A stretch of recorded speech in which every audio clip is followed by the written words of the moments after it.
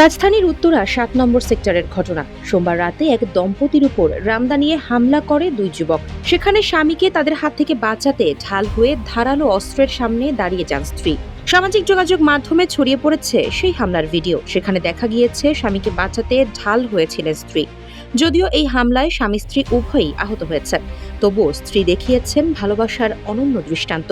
Net মাধ্যমে তার এই ঢাল হয়ে থাকা প্রশংসিত হচ্ছে। ধারালো অস্ত্রের সামনেও স্বামীকে বাঁচাতে পিছপা হননি ওই নারী। হামলার শিকার ওই দম্পতি হলেন মকবুল ও ইফতি। মকবুল জাতীয় নাগরিক কমিটির কেন্দ্রীয় সদস্য তাহসিন রিয়াদের বন্ধু বলে জানা গেছে।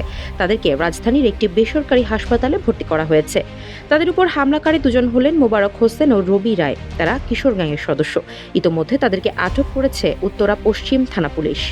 যমুনা রাইস কুকারে আছে 3-in-1 function. Jamuna rice cooker, smart রান্নায় আধুনিক জীবন। রাতের ঘটনার বর্ণনা দিতে গিয়ে জাতীয় নাগরিক কমিটির দায়িত্বশীল সদস্য হাসান মঈন জানান, খবর পেয়ে তারা ঘটনাস্থলে যান। সেখানে যে জানতে পারেন দুজনকে আটক করা হয়েছে। এই হামলার পেছনে যারা জড়িত তাদেরকে শেকড় থেকে বের করে আনতে হবে বলেও মন্তব্য করেন তিনি আরও জানান, কিশোর গ্যাং গ্রুপটির সদস্যরা সেক্টরের ভেতরে উচ্চ শব্দে মোটরসাইকেলের হর্ন বাজিয়ে যাচ্ছিলেন। এ সময় রিকশা থেকে মকবুল ও ইফতি প্রতিবাদ করায় ২০ থেকে ২৫ জনের একটি কিশোর গ্যাং বাহিনীকে জড়ো করে তাদেরকে কোপানো হয়। অন্যদিকে কিশোর গ্যাংয়ের ওই গ্রুপটি টঙ্গী এলাকার বলে জানিয়েছে স্থানীয়রা।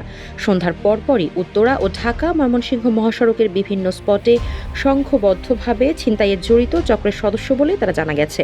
ঘটনার সময় পাশে থাকা একটি মোটরসাইকেলকেও দেখা গেছে। পরে স্থানীয়রা ধাওয়া দিলে সন্ত্রাসীরা সেক্টরের বিভিন্ন রোড ধরে পালিয়ে গেলেও দুজনকে আটক করে স্থানীয়রা। এ সময় আটককৃতদের গণপিটুনি দিয়ে সেনাবাহিনীর মধ্যস্থতায় উত্তরা পশ্চিম থানা পুলিশের হাতে তুলে দেয় স্থানীয় জনতা। আফসারা নাজ, নিউজ ডেস্ক, ইত্তেফাক।